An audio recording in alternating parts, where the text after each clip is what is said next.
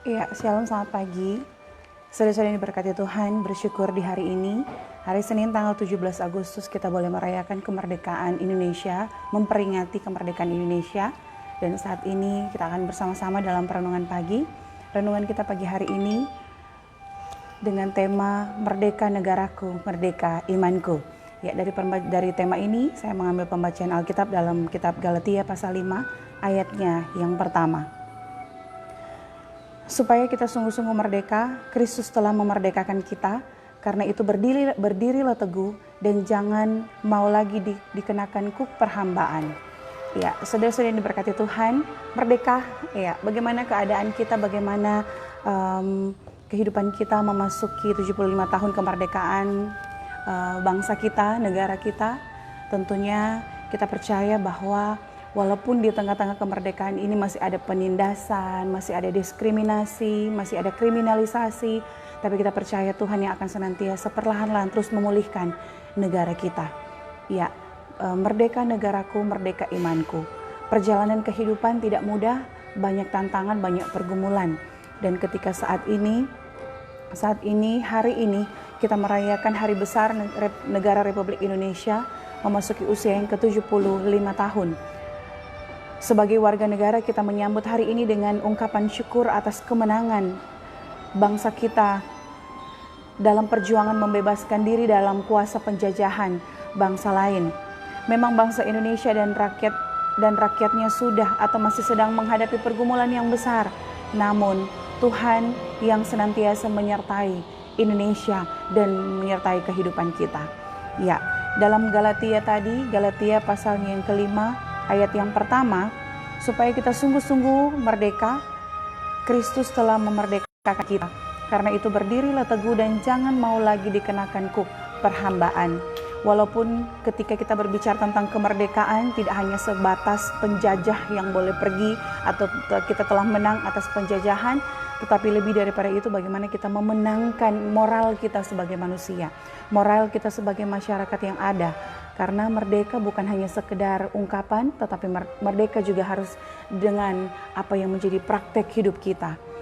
Nah, saudara-saudara yang diberkati Tuhan, kemerdekaan negara kita telah melambangkan, telah memberikan juga pemahaman bahwa memang ada usaha untuk merebut kemerdekaan itu.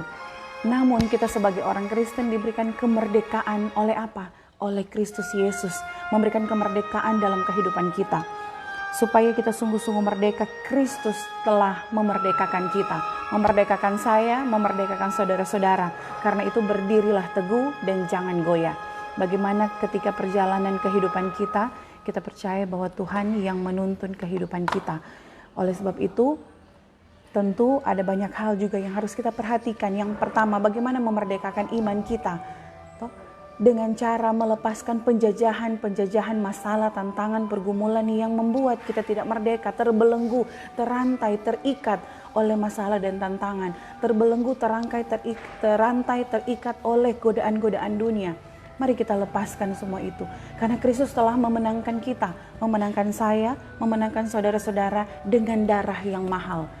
Merah, putih, lambang darah dan lambang tulang, bagaimana semangat mereka.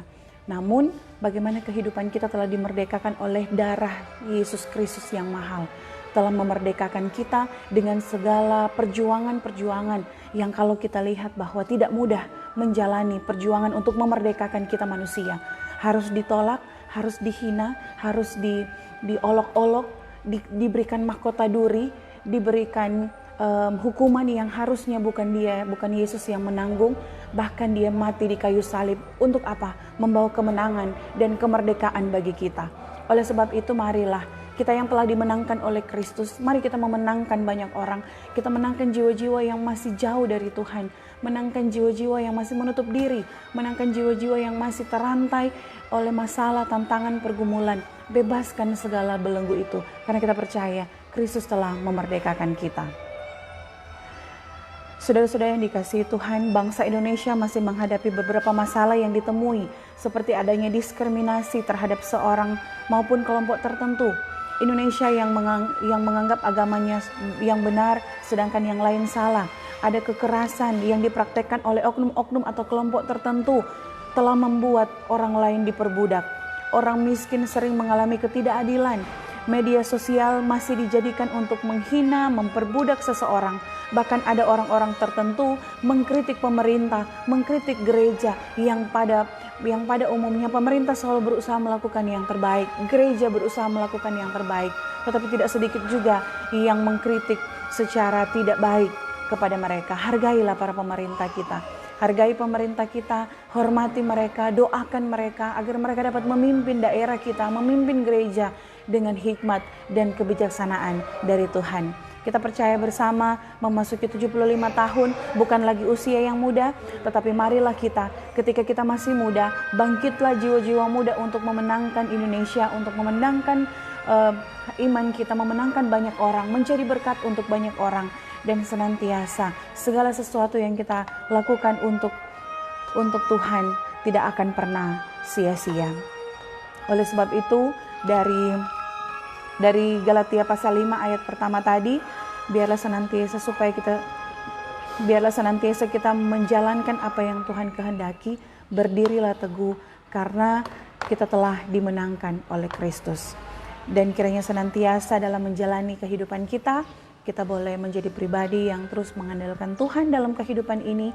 Jangan pernah menganggap sendiri. Penjajahan dari iblis yang ingin menghancurkan kita, memecah belahkan kita putuskan di dalam nama Tuhan Yesus.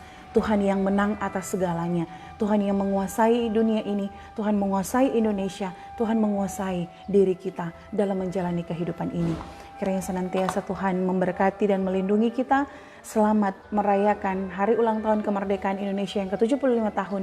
Selamat juga untuk kita memerdekakan iman kita. Karena kita percaya Kristus telah memerdekakan kita. Karena itu berdirilah teguh dan jangan lagi mau dikenakan kuk perhambaan. Tuhan Yesus memberkati kita sekalian. Selamat ulang tahun bagi yang berhari ulang tahun tepat di hari proklamasi. Baik orang ulang tahun secara pribadi ataupun ulang tahun pernikahan. Kiranya senantiasa Tuhan lebih memerdekakan lagi kehidupan secara pribadi ataupun pernikahan. Tuhan memberkati, Tuhan memberikan karunia, kesehatan dan kekuatan dalam kehidupan saudara-saudara. Kita berdoa bersama ketika hari ini di hari kemerdekaan Indonesia ada yang masih belum merdeka karena sakit penyakit. Mari kita doakan bersama sehingga mereka dimenangkan, dipulihkan, disembuhkan oleh Tuhan dengan kasih karunia yang Tuhan anugerahkan. Kita juga berdoa semoga kita dimerdekakan dari pandemi COVID-19 ini.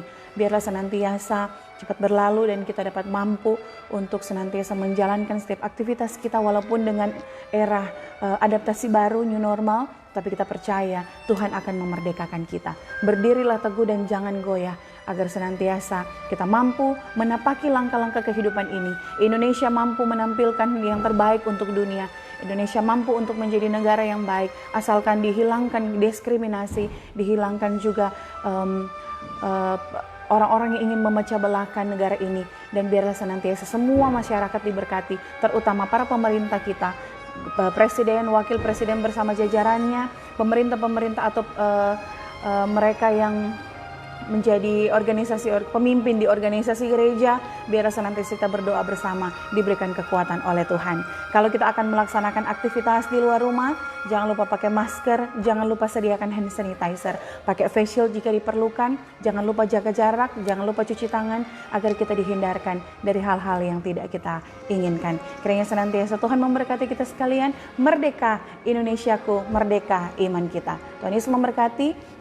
Sampai jumpa. Nanti kita akan bertemu sebentar.